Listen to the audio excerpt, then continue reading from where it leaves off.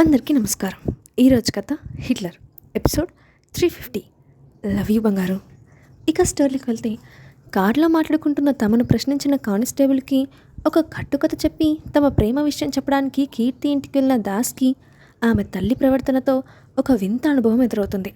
దాంతో సహనం నశించిన కీర్తి నేరుగా అతని చేతిని పట్టుకొని తల్లి ముందు నిలబడి, మమ్మీ, ఇతనే నా ప్రియుడు, ఒక్కగానొక్క మగాడు అని స్టేట్మెంట్ ఇస్తుంది.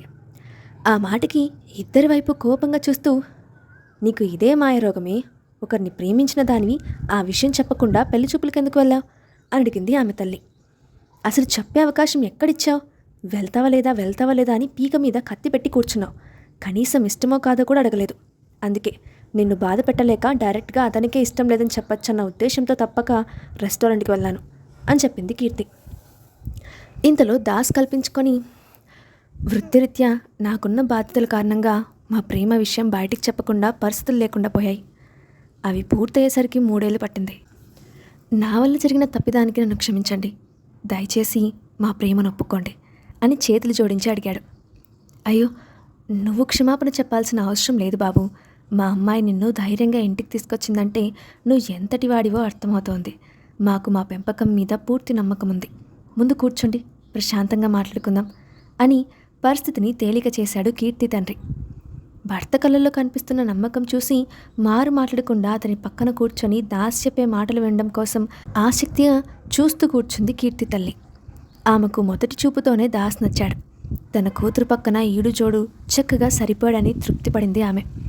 కీర్తిని అడిగిన ప్రశ్నకు అతను విచారణ ఇచ్చినప్పుడు అతనిలో కూతురి పట్ల ప్రేమ కనిపించింది. స్వయంగా తమ ముందుకు వచ్చి ప్రేమ విషయం చెప్పడానికి సిద్ధపడినప్పుడు పెద్దలకు తన ఇచ్చే గౌరవం కనిపించింది. కానీ సగటు ఆడపిల్ల తల్లిగా కూతురి భవిష్యత్తు ఏమవుతుందో అన్న భయం ఆమెలో అంతర్లీనంగా ఉంది. అందుకే ఆమె మౌనంగా ఉన్నప్పటికీ ఆమె కళ్ళల్లో కలవరం స్పష్టంగా కనిపిస్తోంది. అదంతా గమనించిన దాస్ చిన్నగా నవ్వుకుంటూ సోఫాలో కూర్చున్న ఆమె తల్లి తండ్రి ఇద్దరి ముందు మోకాళ్ళ మీద నిలబడి, నేనొక అనాథనాంటి, నాకు ముందు వెనక ఎవరూ లేరు. నేను కీర్తి 3 ఏళ్ళుగా ప్రేమించుకుంటున్నాం. నాకు తనంటే ప్రాణం. తనతో నేను ఒక అందమైన కుటుంబాన్ని ఊహించుకున్నాను. మీ అమ్మాయిని నాకిచ్చి పెళ్లి చేసి ఆమెతో పాటు నాకు కూడా తల్లిదండ్రులు అవుతారా? నన్ను మీ కుటుంబంలో ఒకడిగా చేసుకుంటారా అని ఇద్దరి చేతులు పట్టుకొని అడిగాడు. అతను అడిగిన విధానానికి ఎమోషనల్ అయిపోయిన కీర్తి తల్లిదండ్రులు వెంటనే దాస్ను పైకి లేపి, నా కూతురికి కాబోయే భర్తగా నీ స్థానం మా గుండెల్లో తప్ప మా కాళ్ళ ముందు కాదు. ఈ రోజు నుండి మాకు కొడుకైనా అల్లుడైనా నువ్వే. మాకు కూడా కీర్తి ఒక్కదే సంతానం. తన సంతోషమే మాకు కావాలి.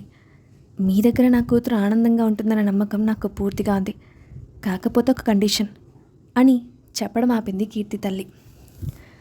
ఆ మాటకి ఆమె వైపు అయోమయంగా చూస్తూ, అదేంటో చెప్పండి ఆంటీ, నా వల్ల అయితే తప్పకుండా చేస్తాను అని భరోసా ఇచ్చాడు దాస్. ఈ ఇంట్లో తండ్రి కూతుర్లు ఇద్దరూ ఒకటే పార్టీ అయిపోను నన్ను ఆడుకుంటున్నారు. సందు దొరికితే సాధిస్తారు. కాబట్టి నువ్వు ఎప్పుడూ నా పార్టీనే ఉండాలి. మనమిద్దరం కలిసి వాడిని ఆట పట్టాలి. అలాగే ఈ రోజు నుండి నువ్వు నన్ను ఆంటీ కాదు, అత్తయ్య అని పిలవాలి అని తన కండిషన్ చెప్పిన ఆమెను చూసి దాస్ ముఖంలో నవ్వు విరిస్తే కీర్తి ముఖం మాడిపోయింది.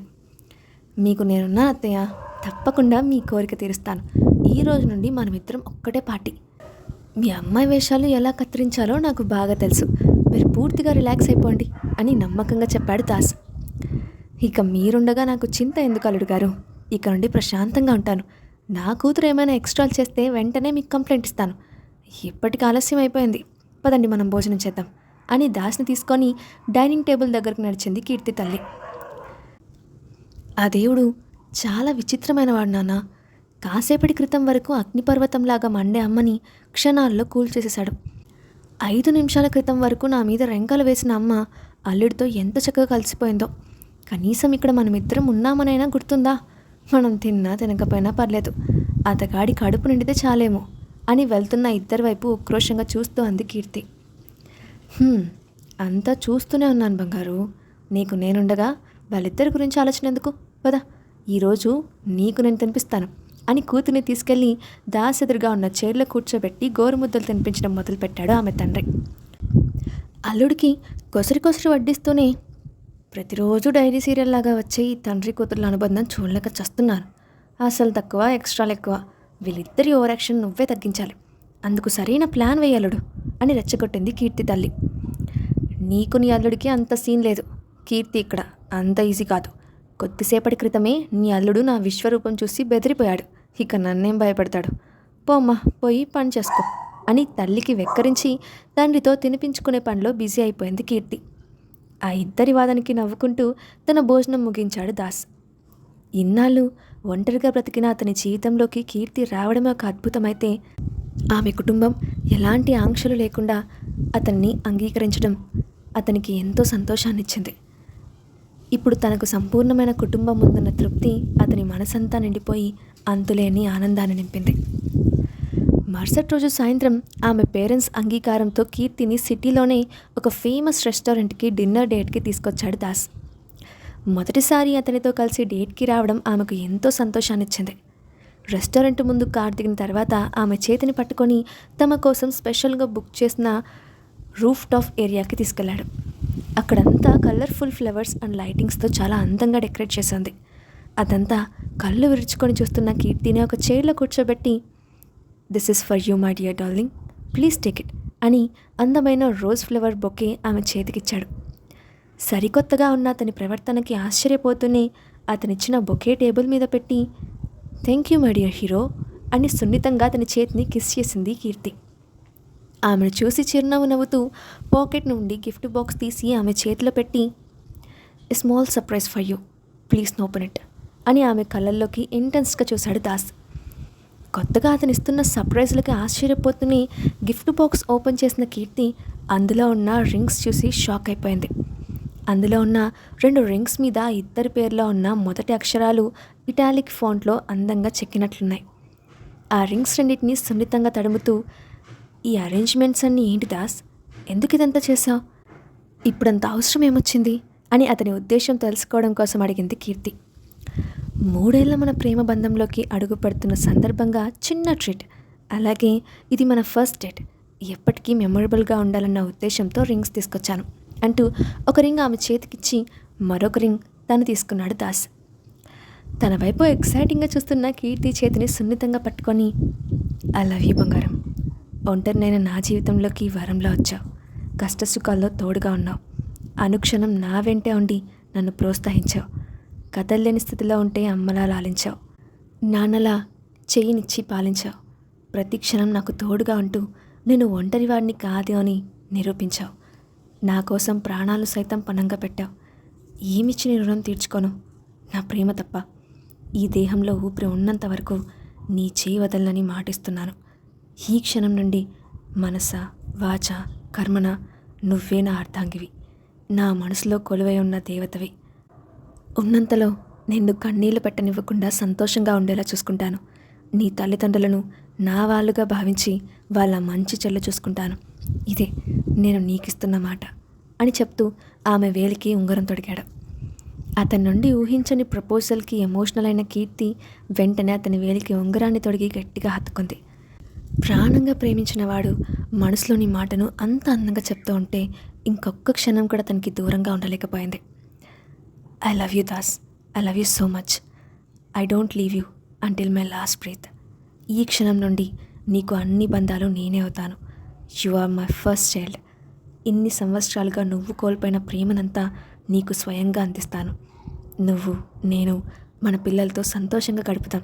హ్యాపీ ఫ్యామిలీ లీడ్ చేద్దాం" అని సంతోషంతో కన్నీళ్లు పెట్టుకుంటూనే అతని పెదాలు అందుకొని గాఢంగా ముద్దు పెట్టింది.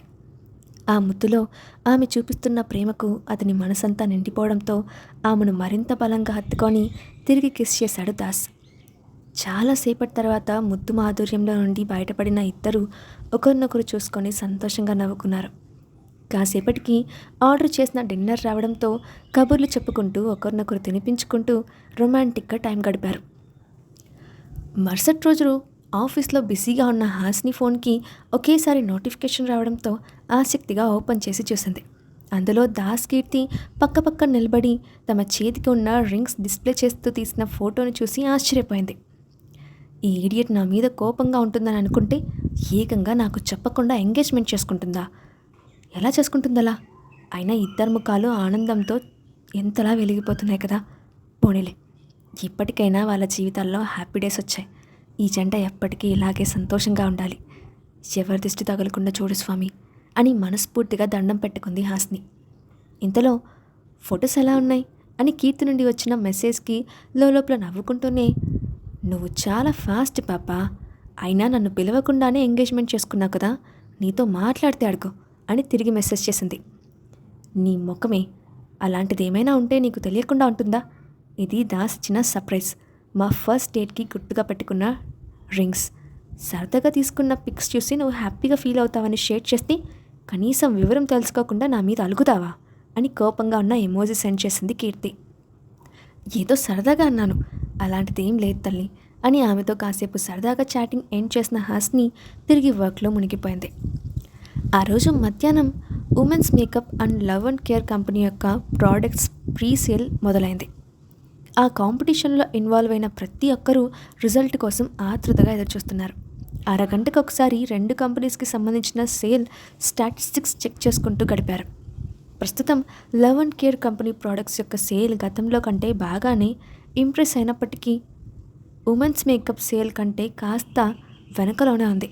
దాంతో ఫోటోగ్రాఫర్ డానియల్ తీవ్రమైన ఒత్తిడికి లోనయ్యాడు. అతను మాత్రమే కాదు, 2 కంపెనీస్ కోసం వర్క్ చేసిన ఆర్టిస్టులందరూ పోటీలో విజయం ఎవరిని వర్తిస్తుందో అని టెన్షన్గా ఎదురు చూస్తూ ఉన్నారు. అయితే అందరికీ భిన్నంగా ఉన్న హర్ష మాత్రం చాలా కామ్గా, కంపోజ్డ్గా తన పని తను చేసుకుంటూ ఉన్నాడు.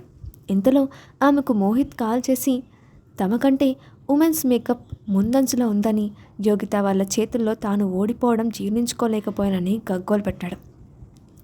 ఇది జస్ట్ కాంపిటీషన్ మోహిత్, ఇందులో గెలవడం లైఫ్ అండ్ డెత్ సమస్య అన్నట్టు ఎందుకంత ఓవర్ ఎక్సైట్ అవుతున్నావు? టాలెంట్ ఎప్పటికైనా విన్ అవుతుంది. దేనికైనా పేషెన్స్ చాలా అవసరం. రిజల్ట్ అనౌన్స్మెంట్ చేయడానికి చాలా సమయం ఉంది కాబట్టి నువ్వు టెన్షన్ పడి నా బుర్ర తినకుండా అప్పటి వరకు ఓపికగా ఉండు అని హెచ్చరించాడు హర్ష. నువ్వు ఇంత కూల్గా ఎలా ఉన్నావో నాకు అర్థం కావట్లేదు.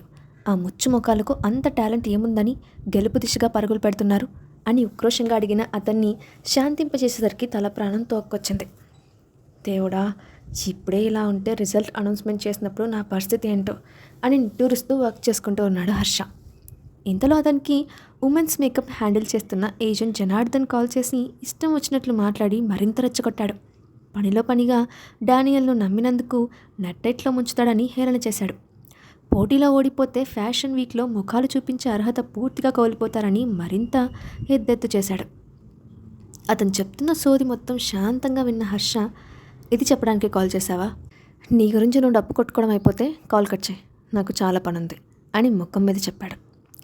ఆ రోజు రాత్రికి ఉమెన్స్ మేకప్ టీం మెంబర్స్ అందరూ సంబరాల్లో మునిగిపోయారు. మరుసటి రోజు ఊహించని సంఘటన జరిగింది. ఇంతకీ గెలిచిందెవరు? మరుసటి రోజు జరిగిన ఊహించని సంఘటన ఏంటి? దాని పర్యవసానం ఎలా ఉంటుంది?